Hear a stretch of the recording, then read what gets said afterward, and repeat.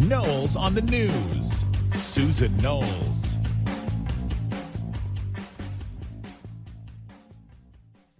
And welcome to the show, everyone. I am your host, Susan Knowles, and this is a special edition of Stand for Truth Radio that I do called Knowles on the News.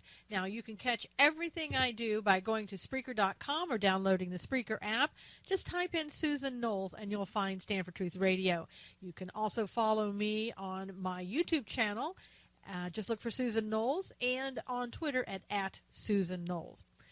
Well, this, again, is another week, no exception. So much happening in the news, so much craziness happening in the news. It seems like each and every week it gets worse, and each and every day, actually, it gets worse.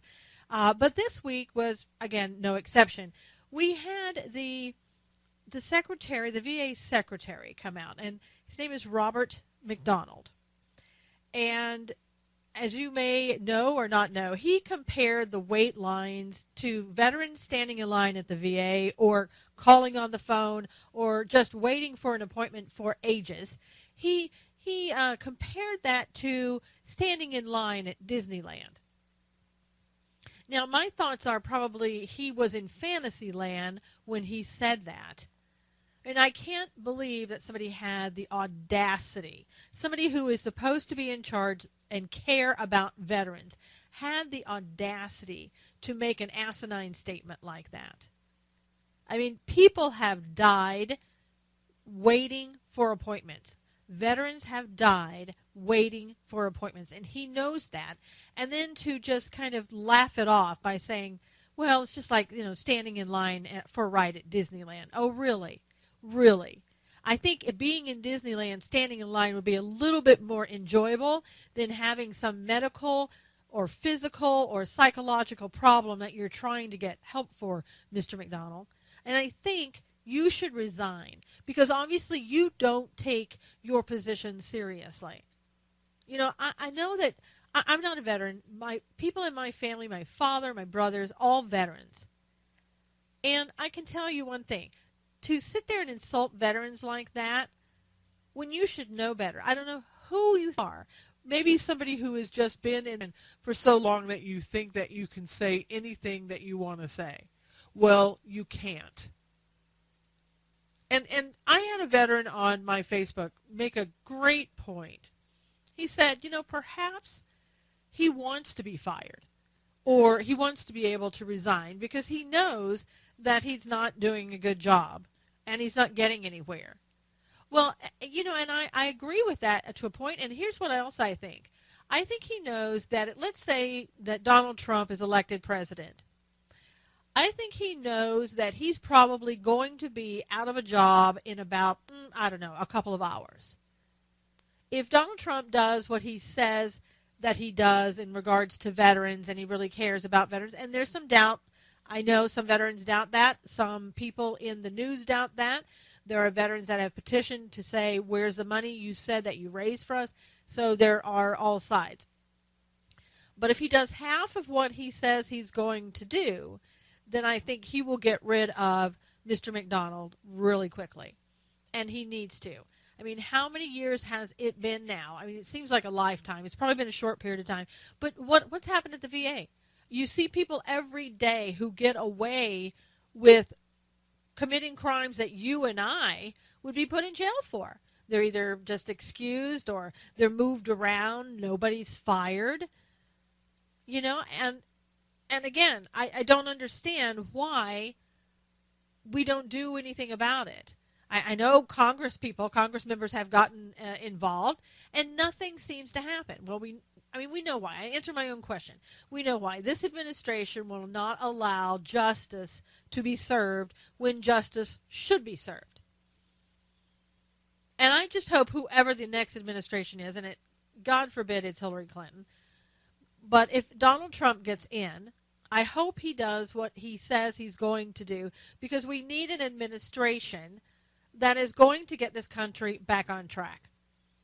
And there are those that think that Donald Trump is not going to be able to do that.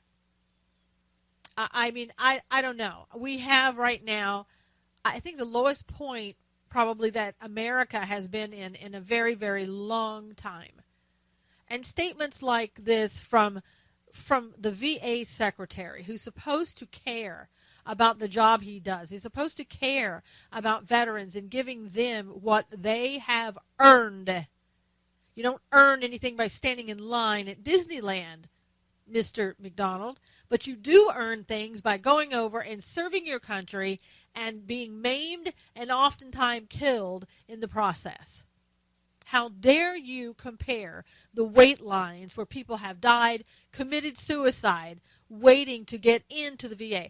I tell you one thing. I think the VA should be absolutely just dissolved. And I know other veterans are saying, no, please don't get rid of the VA. That's all I have. Okay, I get that. But if that system is not working, you are not getting anything. I mean, you could die before you even get seen. So why not have a system where you can go and be paid for out in public like everyone else? You would get in quicker. You would not have the wait lists and waiting in line. You would get into the doctor like everyone else. And you could have the government, just like they're doing now, have that service paid for. I mean, right now the VA is not paying for you to go out in public and have a private doctor, and they're trying things to not allow you to go out there in that choice program and making it very difficult. They're turning off the doctors that they are allowing you to see in the private sector because they're not paying the bills. Well, that needs to be fixed. And somebody else other than the VA needs to be in charge of all of that. I don't know if you privatize it or if another, God forbid, another department in the government takes it over.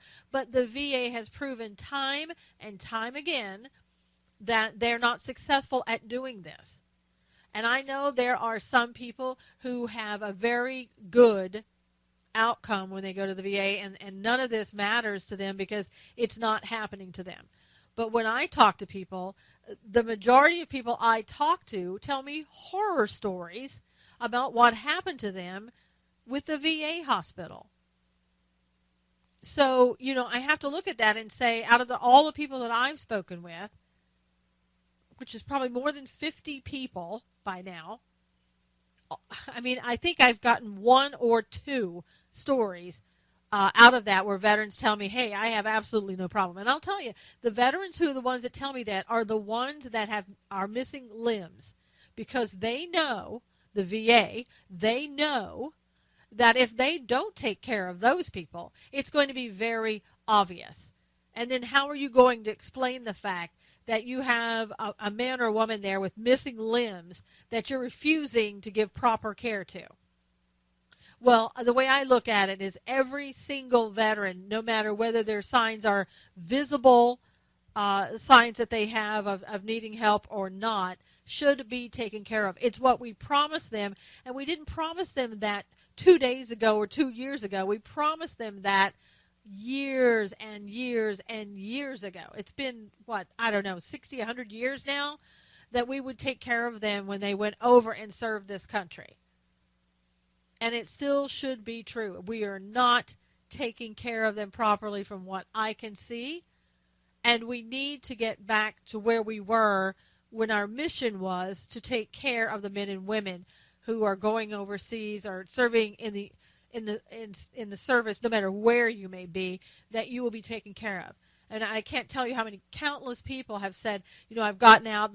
I was told by the hospital when I was in the military that I would be taken care of when I got out, and then when I get out, they deny my claim. How many claims have to be denied when somebody put in a medical file before you got out that you had this issue? Now you get out and you were told by basically the same people, oh, sorry, we're not going to take care of you. If there's fraud going on inside the VA, that needs to be taken care of. That needs to be found out. Whatever the case may be, somebody needs to be appointed to find out all that's going on. Or, as I said, I think the best thing to do, you just dissolve the VA. Dissolve it. I mean, if you can't get it right in 60 or so years, you're not going to be able to get it right. How many years, again, has Mr. McDonald been in? Have you seen any changes? Maybe there are slight changes, but if you're going to tell me the VA is nothing like it used to be, that it's great and everybody's getting taken care of, I'm going to say, show me. because I haven't seen it, and the people that are talking to me aren't saying that. People deserve to be treated well, and we're not doing it. And then we have some asinine comment that comes out like that, and we allow that man to sit in his office and stay there because, we know that President Obama is not going to allow him to leave, especially when he's on the way out. Are we sitting here waiting, when Obama leaves, then we'll do something? And I think we've been waiting for that for 8 years, and we're not getting anything done. It's the same type of principle that the GOP looks at, and nothing has gotten done. We've allowed this administration to do whatever they have wanted to do for 8 years. Whoever gets in office, I hope we don't sit around again and say, okay, he or she can, fix this. We'll just wait for it to happen. We have to be like bulldogs. You know that? We have to be like bulldogs, tenacious, never letting go, and making sure the problem is taken care of, because we, the American citizen, no longer matter to this government.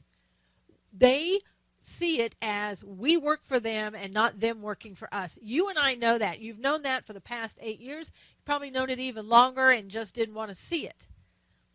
But it's out of control. We have people, the GOP, the Democrats, and everybody else who basically we tell them what we want and they ignore it. And what do? Nothing. We go on Facebook and we might go on Twitter and a couple of other places and we talk about it. But in the end, they know we are not going to do anything. They know they're going to throw a couple more things at us to distract us. And then what are we going to do? How are we going to take care of everything? I don't know the answer to all of that. I don't have all of the answers. But what I do know is that what we're doing isn't working. We're not successful in getting what the American people want. We are successful when it comes to allowing things to just continue. And as long as we do that, as long as we show the government that's who we are, then that is exactly what we're going to get. And God forbid you get somebody in like Hillary or Bernie, who total socialists, where if you think it's bad now and that people aren't listening and you're not getting medical care, wait until a socialist gets into office. You will get Obama on steroids. And it won't matter if you're a veteran or anybody else. You'll all be treated poorly. You'll be treated the same, but it'll be treated poorly. And if you think socialism works, you better go back and look at your history and see people starve to death on socialism.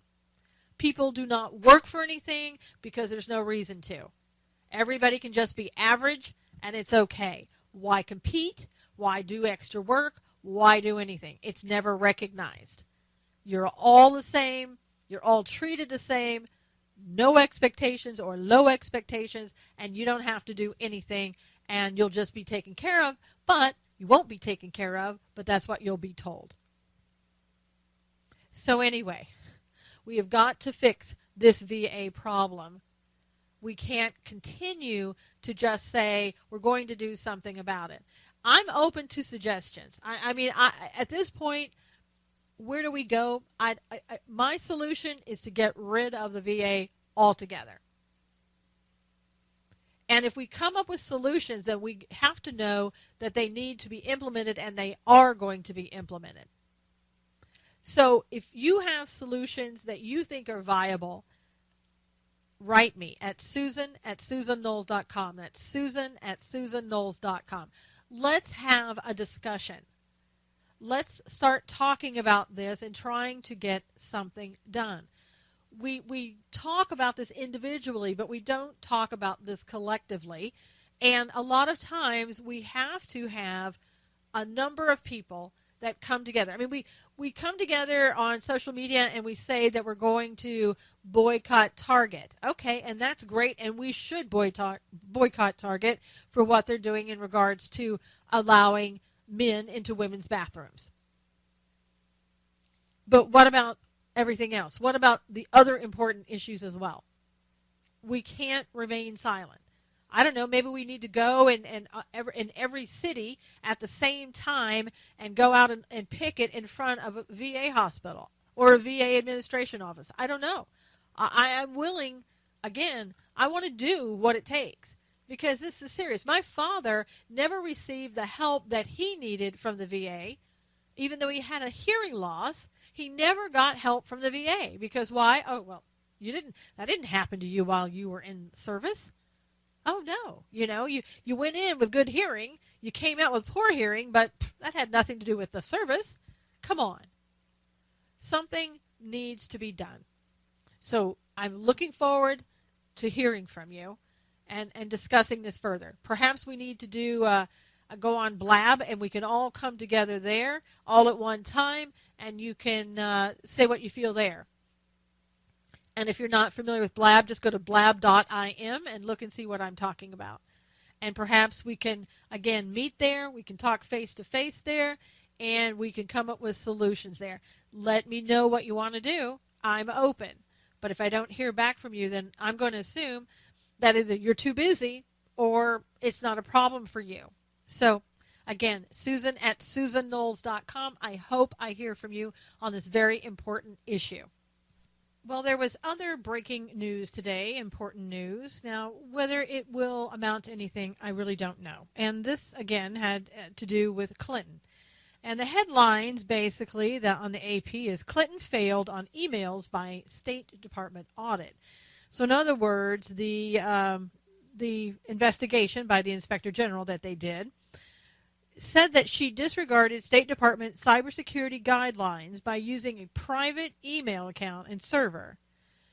And her staff twice brushed aside specific concerns that she wasn't following federal rules. Okay. Right now, at this very moment, why isn't a car pulling up to wherever she's at, picking her up, and taking her away? Why isn't the DOJ filing paperwork, even as we speak, to indict her, to bring charges against her? Why isn't that happening? And I know my questions, it's redundant, I get that, but I'm just saying, why isn't this happening? The Inspector General's review also revealed that hacking attempts forced then Secretary of State Clinton off her email at one point in 2011, though she insists the personal server she used was never breached. Oh, no. Your server, my server, everybody else's server is up for grabs when it comes to hacking. Probably they won't hack you and me because we're not as important as the Secretary of State. So why would we even think that they were tapping and hacking, her personal email? Oh, no. God, that never happened. Of course not. I don't know how stupid she thinks we are. Actually, I think I do know how stupid she thinks we are.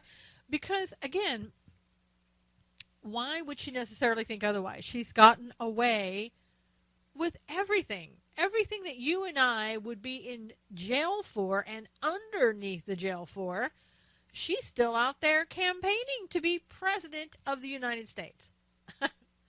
I mean, it boggles the mind where we are and how we got here. And to think that this woman, with all the issues with Benghazi, the issues with the emails, the issues with, look back at the history of the Clintons, and she's in line to be the Democratic candidate, the nominee for president of the United States.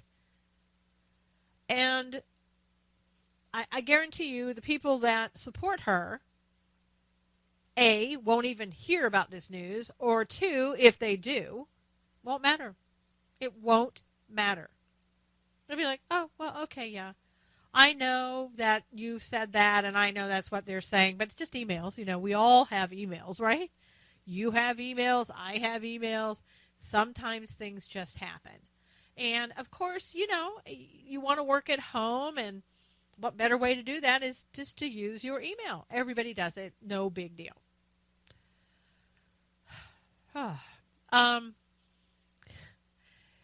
She stressed earlier this month that she was happy to talk to anybody, anytime about the matter, and would encourage her staff to do the same. The 78-page analysis says that Clinton ignored clear directives. Now, why do you do that?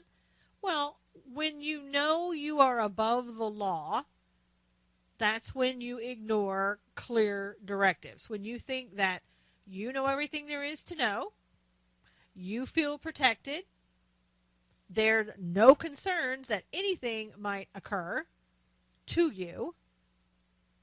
Whitewater. Sorry, did I say that out loud?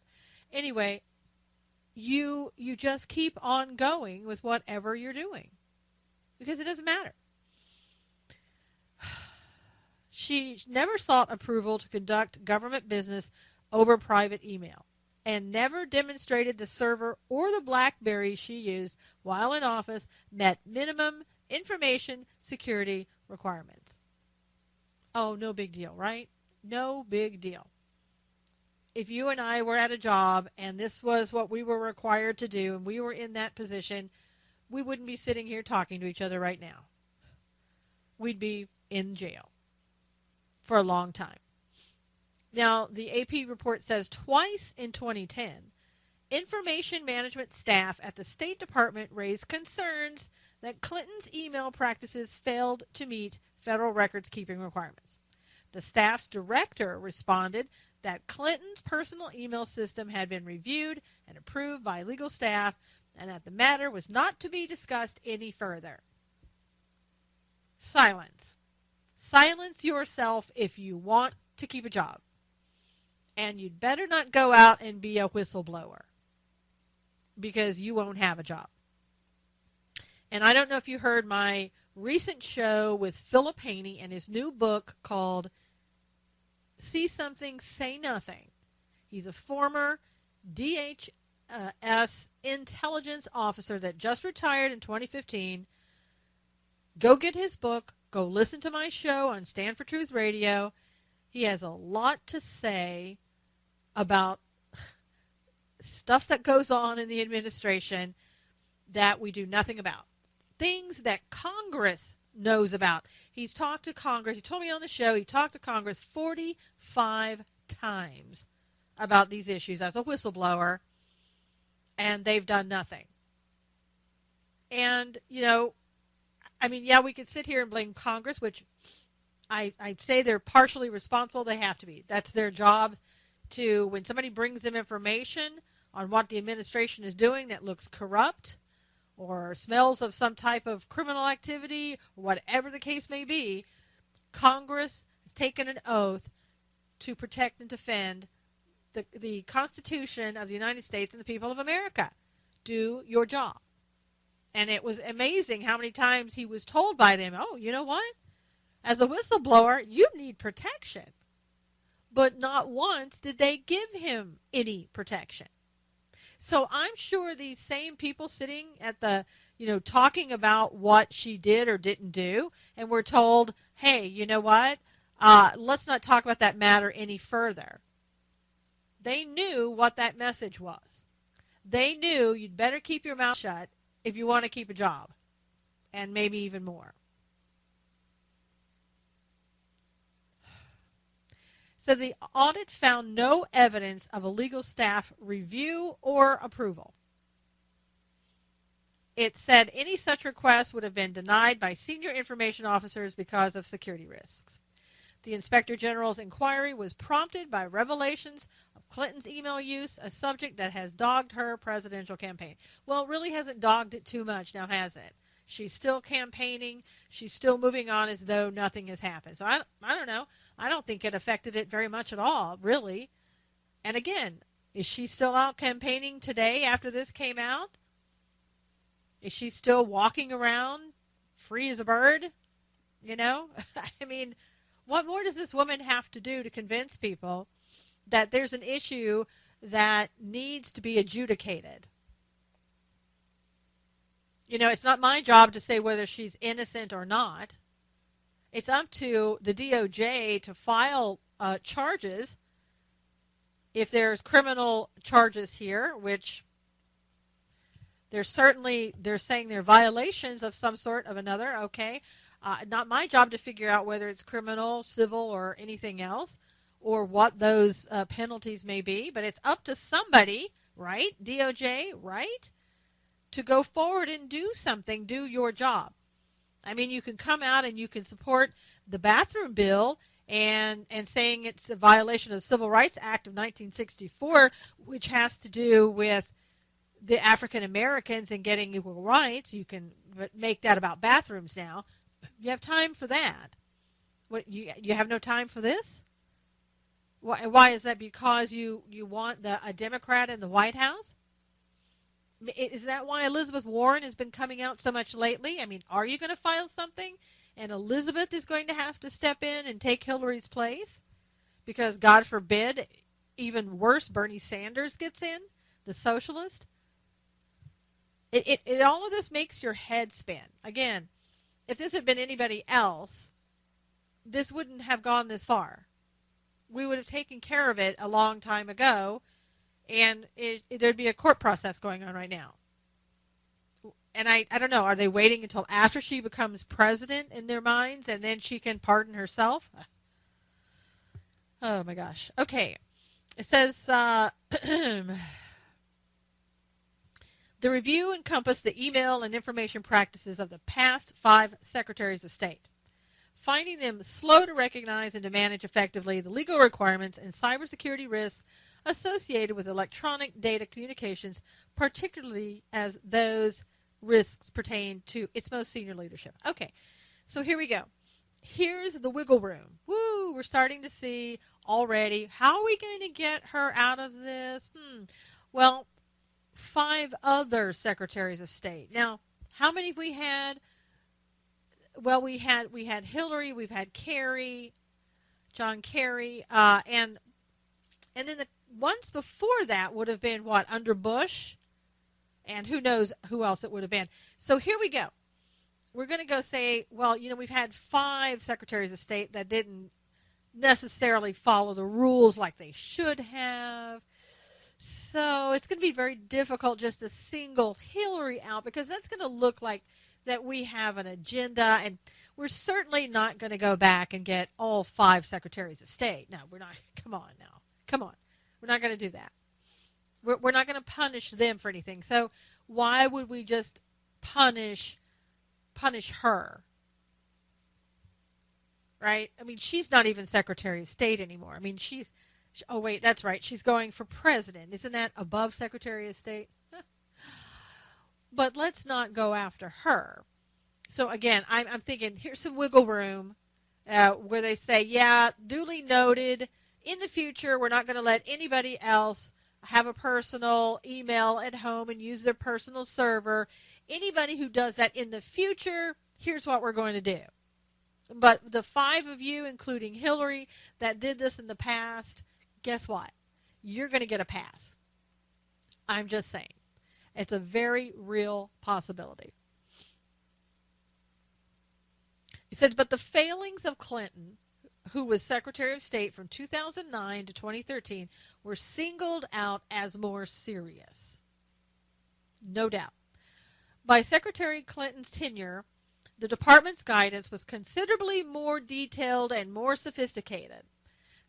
That's what the report concluded. Secretary Clinton's cybersecurity practices accordingly must be evaluated in light of these more comprehensive directives. Okay, still, were they comprehensive enough where she would know not to use your personal server, that was against, federal rules and regulations, and here are the violations? I don't know.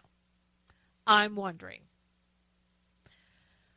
Critics have questioned whether her server might have made a tempting target for hackers, especially those working with or for foreign intelligence services. Oh, wait, you mean like the Ambassador Stevens when she was talking to him, and maybe that's what they used to go after him? Oh, okay, I see.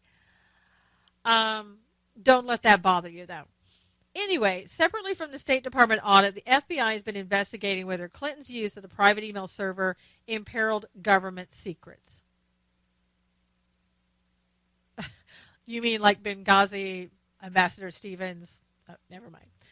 It has recently interviewed Clinton's top aides, including former Chief of Staff Cheryl Mills and Deputy Chief of Staff Huma Abedin. Clinton is expected to be interviewed. Oh, God. Another interview where she could come out and say, oh, woe is me. I went in for 8 hours. Nothing came out of it. They just don't like me because I'm wonderful and they don't get it. The audit said a Clinton aide had to shut down the server on January 9, 2011 because he believed somebody was trying to hack us. Later that day, he said, we were attacked again, so I shut the server down for a few minutes. Oh, just a few minutes. Wow, okay. So when you shut it down, did you do anything to assure that the hackers weren't going to come back and hack again, or that they weren't indeed hacking after you turn the computer? Oh. Again, I don't necessarily blame these people who were working for Clinton, although I do think they have responsibility. I mean, come on. What kind of obligation are you under at yourself to uphold the law? And to, again, if your supervisor, your boss, is not following the law, do you not have some obligation? And I know it's dangerous in this event, these circumstances, to come out and say something against the Clintons. I get it. But my gosh, this is crazy. Everybody, oh, well, I had to shut the computer down. I mean, it looked like we were getting hacked. But I didn't do anything after I went to lunch. Of course, they didn't say that. I'm just ad-libbing on that one. The next day, a senior official told 2 of Clinton's top aides, wonder who they were, not to email their boss anything sensitive. Really? But I thought everything was okay, so what's the problem? Saying she could explain more in person. In other words, we don't want this being in writing because we don't want anyone, like an inspector general, going through the emails and seeing that we did something that we shouldn't have done and broke the law. So we'll talk to you in person. And now on Face the Nation this month, Clinton said, I've made it clear that I'm more than ready to talk to anybody, anytime, and I've encouraged all of my staff to be forthcoming. And the audit said 3 of her closest State Department aides, Mills, Abedin, and Policy Chief Jake Sullivan, probably initially declined interview requests. Really? Now that's a surprise, isn't it? Again, things are so out of control. You and I both know that. If this were anybody else, this would already be in progress. But because of who it is, we're still at this stage. Now, I'm guessing that none of this is all going to be really finished before November when it comes time for the election. It may be. I doubt it. I don't foresee any charges by the DOJ, certainly not before November. And afterwards, if she's president, I'm telling you, I think this will be something that may just go away. And we'll just say, you know what? For those who come next time, we're going to make this so airtight that next time the next Secretary of State is going to absolutely know, and if they do any of it, they'll know that they're going to prison, and we'll get that person. But Hillary just didn't have enough information. Although she was told, was she really told? I don't know. Probably not. That'll be the final word. She wasn't told anything. Those people are lying, not Hillary Clinton. Because whoever she's going to be able to throw under the bus, that's who she's going to throw under the bus. Because her legacy, the Clinton legacy, is at stake. And we'll do whatever we have to do to make that legacy go forward. And any of you people who were to find out what it's like to work for somebody that's so powerful that may need you for now, but when they don't need you anymore,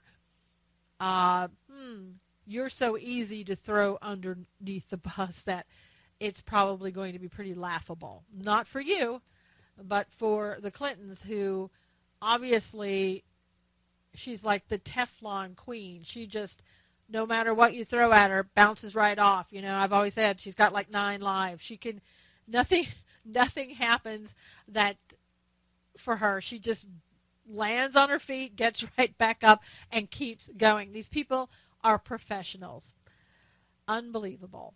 Well, in other news that just may trump all of the other news items today, we need to, get with the really important news. So, where are the Obamas going to live once they leave the White House?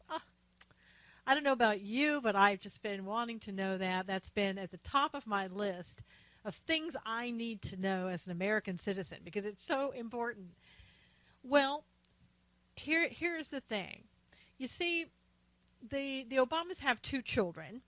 One is getting ready to graduate, and you may want to know this too. She's going to take a year off because, things are difficult sometimes.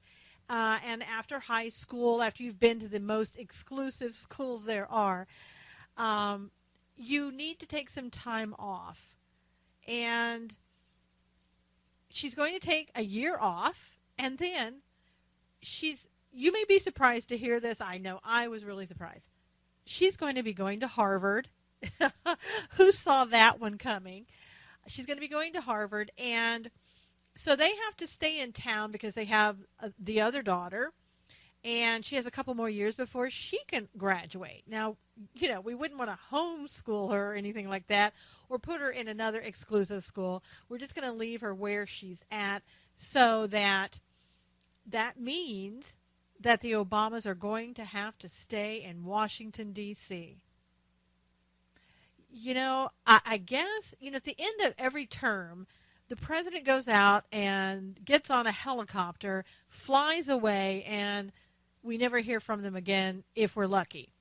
Well, I guess this time there won't be a helicopter ride. Maybe there'll just be a limousine waiting. I would think it'd be appropriate. Just have a taxi waiting. It's like, okay, get in the taxi, get out of here. I hope you have enough change in your pockets to pay for the taxi ride. I know. That would be, I'm being sarcastic, but it would be great. Okay. But anyway, they're not going to go far in the D.C. area. They're going to stay right there. And, you and I, if we had to get someplace in D.C., let me tell you, it's expensive. My aunt used to live there years ago in the 1960s and 70s. And for a little 1-bedroom apartment at that time, it was very expensive. And we're not talking about an exclusive area or anything else. It's just expensive to live in Washington, D.C. I don't know of that many people who live there other than people who, can really afford that type of pocket change or people who live in areas of D.C. that would be unsafe to walk in. Yeah, it's kind of like one or the other. But the Obamas, you don't have to worry about where they're going to live because they're going to have a really nice place to live.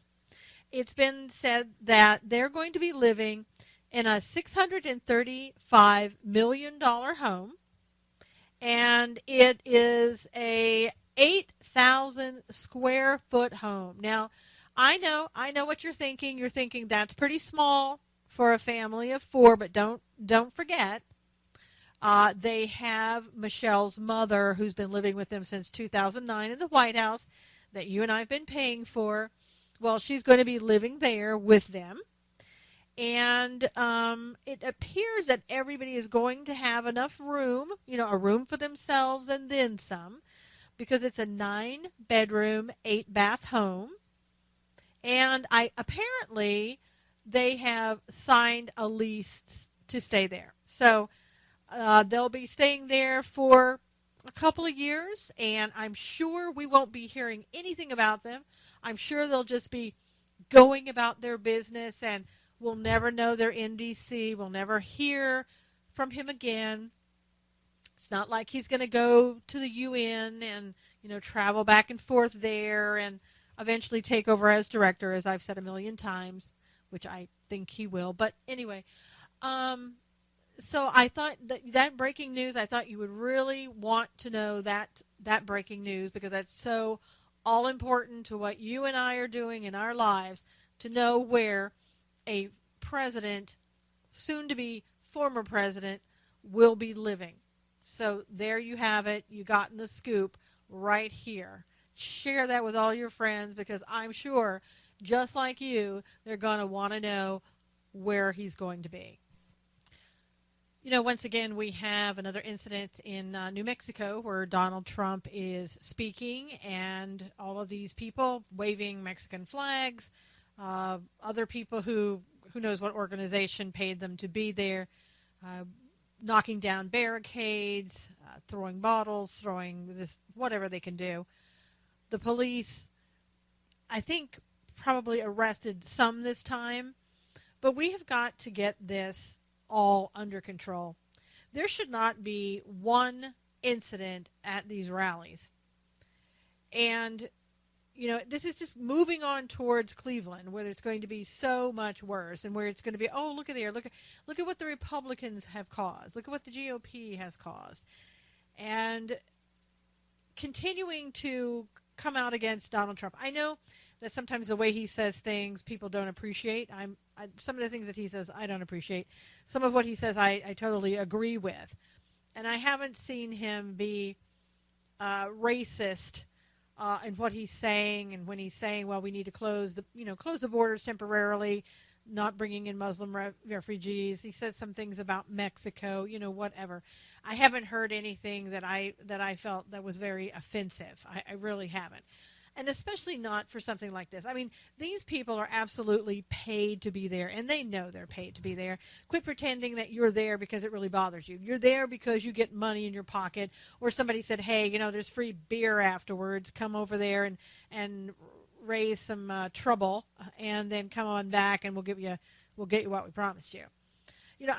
For me personally, I'm getting really sick and tired of people doing what they want to do, feeling that they are above the law, and coming up with all kinds of things to be mad at.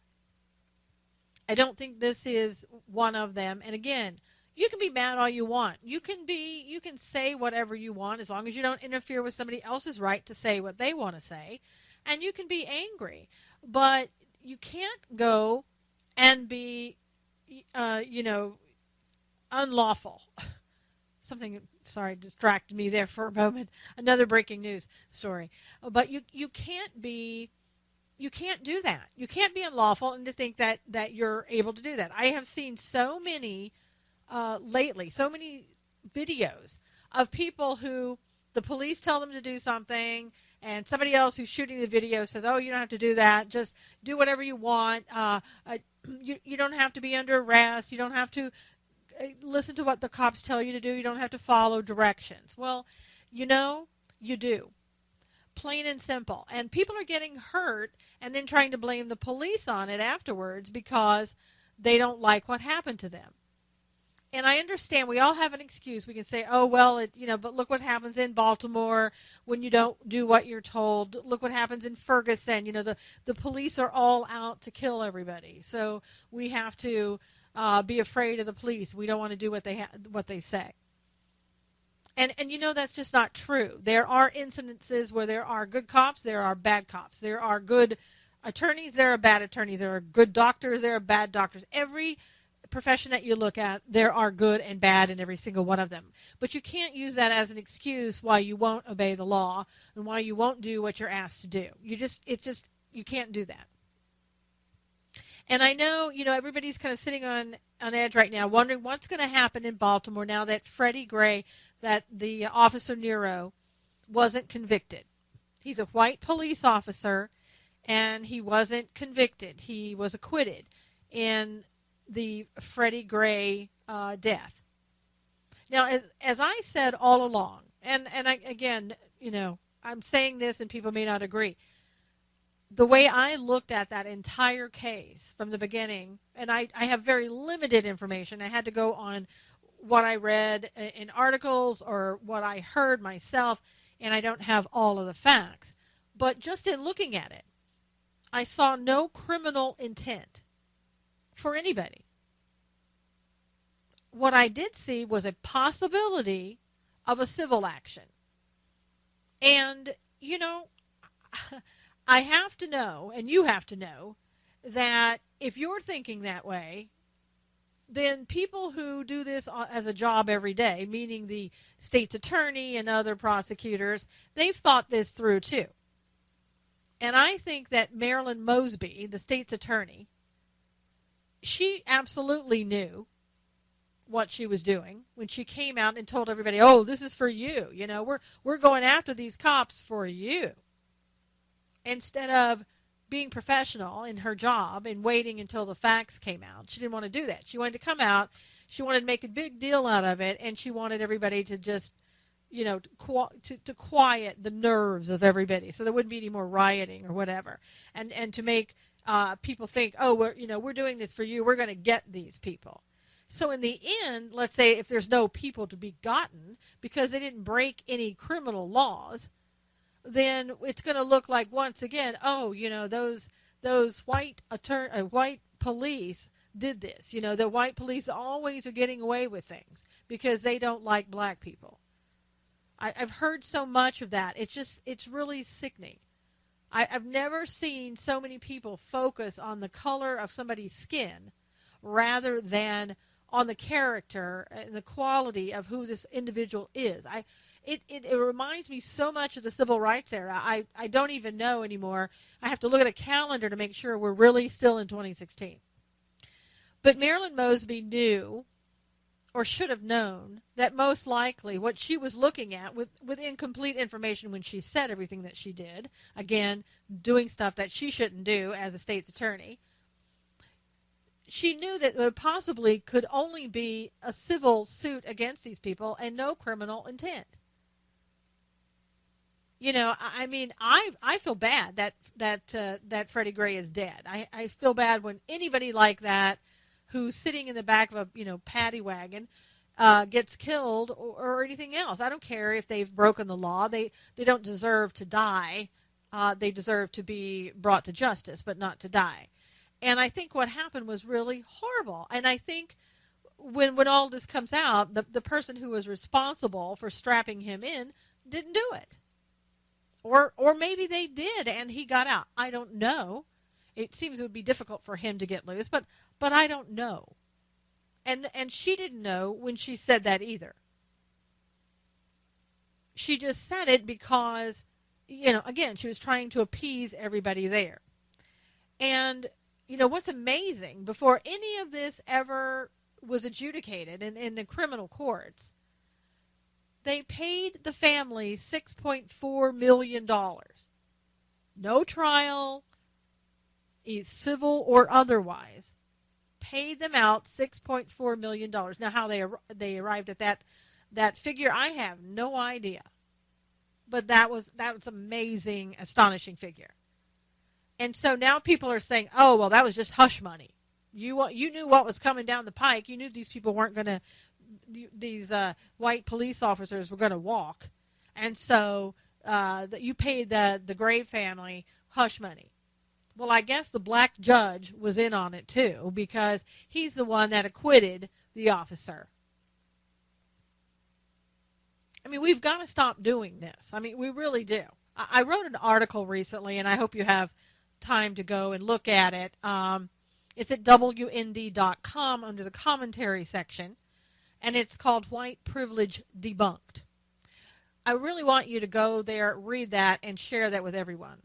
And there's some astonishing things in there that you're going to find out, and you're going to see why all of this is just all of these racial innuendos and these racial indictments, if you will, that are coming out in the news, meaning that people like Black Lives Matter and other people are using this just because it puts money in their pockets and pays the bills, I guess.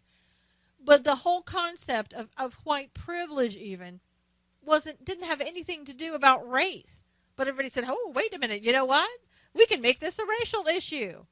I think pretty soon they're going to make this pen a racial issue. They'll find a way to make a pen a racial issue. That's how far over the deep end that we've gotten in all of this.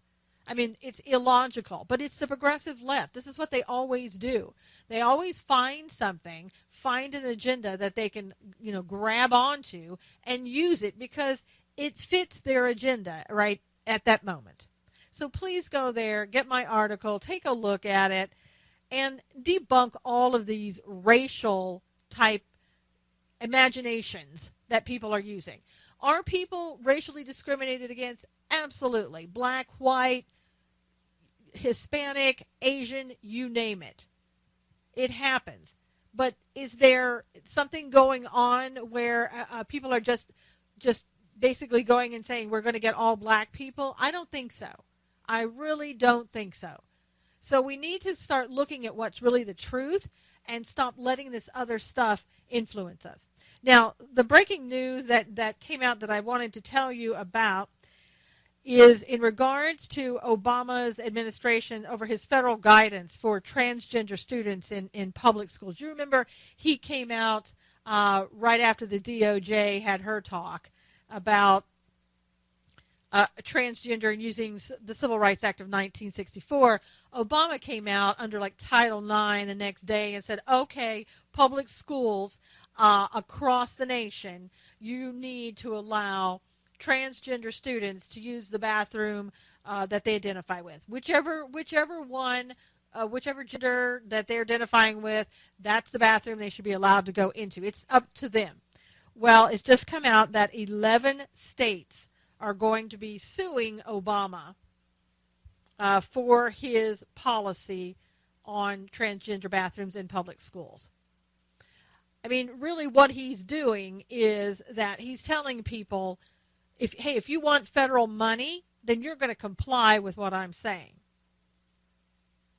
And he, once again, he's overstepped his boundaries. I mean, it should be up to the states, each state, to look at this and say what they want to do. Because I'm not sure this is even a civil rights violation and what bathroom you can use. It would be federal jurisdiction if that's the case. But I think what they're doing is they're taking this and he's making it whatever he wants to make it in order to achieve the goal. And the goal is what all progressives do. It's an agenda. And people have said, I don't know if this is a distraction or what. I mean, this is 0.3% or 0.03% of the population are transgender. And, do I want them to be able to go to the bathroom? Absolutely, just like everybody else. And again, as I've said over and over, this can be totally resolved by having bathrooms for individual bathrooms with doors and locks. Would it be an inconvenience? Yeah, it would be, but you know what? It's probably a little less inconvenient than having a man, a heterosexual male, come into the bathroom to harm women or children. And that's not to say that all heterosexual males would do that. I'm saying those people who say, oh, wow, this is so great. Now this is so much in my favor. I want to do this anyway, and now I have the right to do it. Those heterosexual males who are looking to commit crimes, and this has just been given, they've been given the green light by this administration. And I think, it's too bad that there wasn't more pushback over the years, right? We've had 8 years of policies like this where it's really pretty obvious that he has overstepped his bounds, that he has violated the Constitution, but nobody said anything. And, it's about time. And one of the states, which I knew, sooner or later they would come out, which they always do, thank God, Texas is one of the 11 that will be suing. And I think it's great. It always seems to be that Texas is the one that leads the way on something like this. It said Texas and other conservative states have vowed defiance, calling the guidance a threat to safety while being accused of discrimination by supporters of transgender rights. Texas Lieutenant Governor has previously said the state is willing to forfeit $10 billion in federal education dollars rather than comply. Thank you, Texas. Thank you for stepping up and being the logical, rational one here. Abbott confirmed the lawsuit at a book signing hours before the state's Republican Attorney General was scheduled to formally announce the challenge at a Wednesday news conference. His lawsuit is challenging the way that Obama administration is trampling the United States Constitution. Amen. Again, I wish that these states had done this in the past 8 years, rather than sit quietly and go, oh, well, we can't do anything because this is Obama. Ooh, we can't say anything. It's going to be offensive to someone. So we'd better stay quiet. I tell you one thing, regardless of who the next president is, people better not sit and be quiet. I think whether it's being on a radio broadcast, writing articles, getting out in the streets and picketing, whatever that you need to do that's legal to do, I think that's what people are going to have to do. And I am so grateful that people who still have some common sense and common decency left are coming out and saying, you know what, we're not going to take this anymore. We are really sick and tired of being told what we have to do, especially when it's absolutely insanity. And again, nobody wants to see transgenders not being able to go into the restroom just like everybody else. But what we don't want to see are women and children raped and killed. The possibility of that is enough right there. With people with common sense and decency would not go along with this. What I would like to see, I want to see all 50 states stand up and say, you know what? No. We're done with you, jerking us around here. We're tired of it. We know what common sense is, and we're not going to go with a hook in our mouths quietly, because this is craziness. And again, a lot of people feel it's just a distraction. God only knows what's going on that we haven't been told. Just like with the Iran deal that we were told, oh, well, we were working on that now. We find out what? They were working on it 2 years ago or something like that. How much more don't we know? Well, I can tell you how much more we don't know. A lot. Because if these things are being thrown at us on a daily basis, in a lot of respects, you can believe there's so much going on behind the scenes that we don't know. And I'm still sitting here baffled that no one has come out about the Iran deal and said, okay, you know what, this is enough right now for us to overturn that we were absolutely lied to. Congress was lied to. The American citizens were lied to.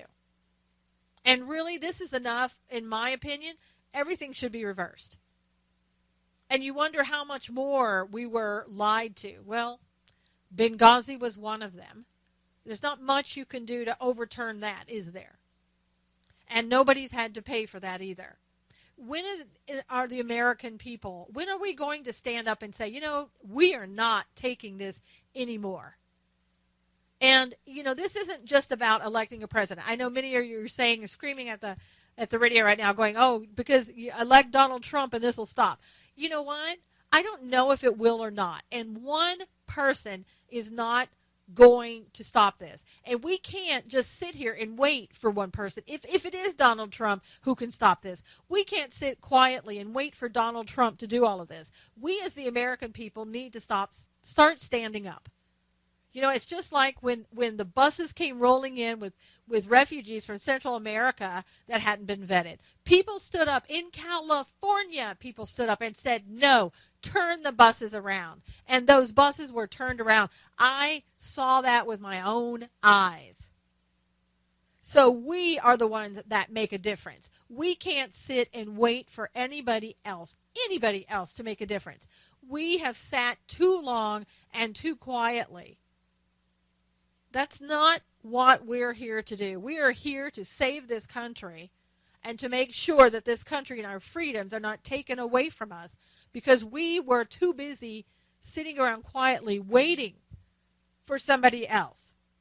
Can't do it. Can't be the way that we conduct business in the future. Can't be. We're going to have to put down the social media, put down the video games, put down whatever else is keeping us from doing these things, and get busy. Because it's going to get worse before it gets better. I can tell you that right now. You're going to have more and more people coming out, more and more people at these rallies, and if Trump makes, if he does win the White House, you're going to have even more people doing this type of thing. If this were happening to President Obama right now, those people would be down on the ground, kicked, arrested, and everything else to make sure it stops. We've got to stop all of this. As the American people, we need to stand up.